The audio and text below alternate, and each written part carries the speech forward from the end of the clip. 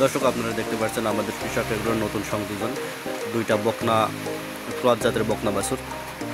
তো এই দুইটা বাছুর আমরা মে মাসের 16 তারিখে ক্রয় করি এবং আজ ভিডিও ধারণ করছি মে মাসের 28 তারিখে। আজ আমরা এই বকনা বাছুর দুইটার কৃমিমুক্ত করব। কৃমিমুক্ত করার জন্য আমরা প্রতি 70 কেজি বডি ওয়েটের জন্য একটি করে র্যানোডেক্স নিয়েছি।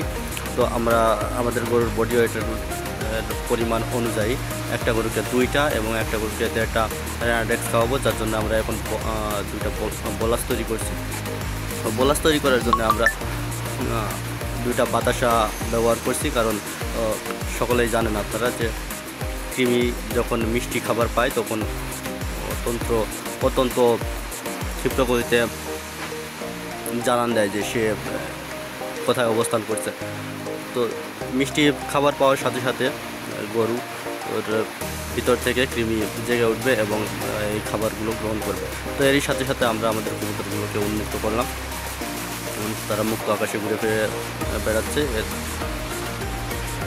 সকালবেলা কবুতরগুলোর সকালে নাস্তা করার সময় হয়ে গিয়েছিল, যে কারণে আমরা কবুতরগুলোকে ছেড়ে দিলাম। আমরা কবুতরগুলোকে এভাবে মুক্তভাবে পালন করি। দেখুন কী সুন্দর পরিবেশ।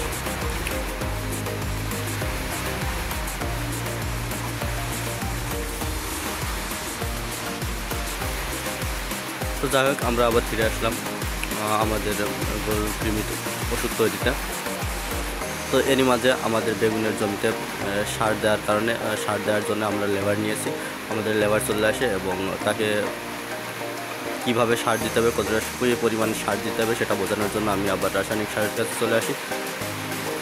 তো এরপরে আপনাদেরকে নিয়ে যাব আমাদের বেগুনের জমিতে এবং দেখাবো কীভাবে আমরা সার দিচ্ছি। তো শুধু আমাদের বেগুনের জমিতে সার দেওয়ার উদ্দেশ্যেই লেবার নেওয়া না, এর সাথে আমাদের করলার যে জমি ছিল সেই জমিতে অনেক আগাছা হয়ে যায়। যে আগাছাগুলো নির্মূল করার জন্য আমরা গ্লাইফোসেট গোত্রের হার্বিসাইড স্প্রে করব। তো আজকে আমরা টোটাল কাজটা একই সাথে করে ফেলব। তো আমরা সার হিসাবে এখানে দিয়েছি ডিএপি সার দিয়েছি 10 কেজি এবং জিপসাম দিয়েছি 3 কেজির মতো এবং বোরন দিয়েছি 1 কেজি। তো সার ভাজানো শেষ, এখন আমরা চলে আসলাম আমাদের বেগুনের জমিতে। দেখুন বেগুনের গাছগুলো খুবই সুন্দর দেখা যাচ্ছে এবং আমরা এখান থেকে প্রচুর পরিমাণে বেগুন হারভেস্ট করছি। তো প্রচুর পরিমাণে ফল সংগ্রহ করার কারণে আমাদের গাছগুলো কিছুটা দুর্বল দেখা যাচ্ছে এবং ফল একটু কমে আসছে, যে কারণে আমরা এখন আবার গাছে খাবার দিয়ে দেবো। তো এটা দেখুন আমাদের করলার জমি। তো যাই হোক, আমি আমাদের যে লেবার ছিল ওনাকে কীভাবে সার দিতে হবে সেটা দেখানোর পরে আবার ফিরে আসলাম বাড়িতে। এখন সকালবেলা আমরা গরু গোয়াল থেকে বের করছি এবং একটা উন্মুক্ত পরিবেশে নিয়ে যাব, যেখানে আমাদের গরু দিনের সারাটা সময়ই থাকে। দেখুন একটাকে বাইরে নেওয়ার পরে আর একটা যে ছিল সে ছটফট করছে। তো এরা দুজন একই সাথে থাকে, একজনকে আর একজনের কাছ থেকে সরালে খুবই চিল্লাপাল্লা করে এবং লাফালাফি করে।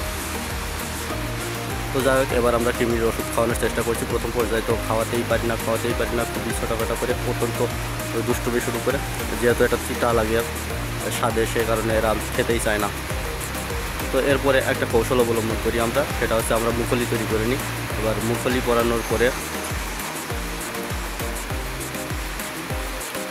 তৈরি করার পরে আমরা খুব সহজে এটাকে খাওয়াতে পারি।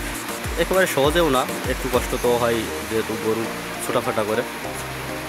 দেখুন মুখলিটা বেঁধে নিলাম। এবার খাওয়ানোর পরে কিছুটা সময় মুখটা উঁচু করে ধরে রাখলাম, যাতে ও জিহ্বা দিয়ে ওটা বাইর করতে না পারে।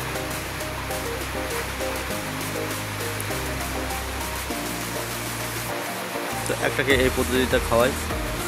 এরপর আমরা চলে যাই আর একটার কাছে। এটার খাওয়ানো শেষ, এবার চলে গেলাম আর একটার কাছে। যে এই গরুটা একটু ছোট, তো সেই কারণে এই গরুটা একটু দুষ্টুমি কম করে এবং ওটা এটা অনেকটাই শান্ত। তো এটাকে ভালোভাবে বেঁধে নেওয়ার পরে আমরা একে কৃমির ওষুধটা খাইয়ে দিলাম এবং সকালবেলা খালি পেটেই আমরা কৃমির ওষুধটা খাওয়াই, যাতে অন্য খাবারের আগে কৃমি তার ওষুধটাই খেয়ে নেয় এবং কৃমি মারা যায়।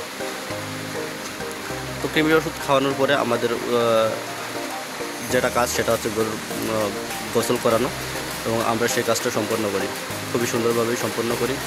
তো এটাই ছিল আমাদের কৃষকের নতুন একটা প্রজেক্ট। আশা করি আপনারা সকলে আমাদের পাশে থাকবেন।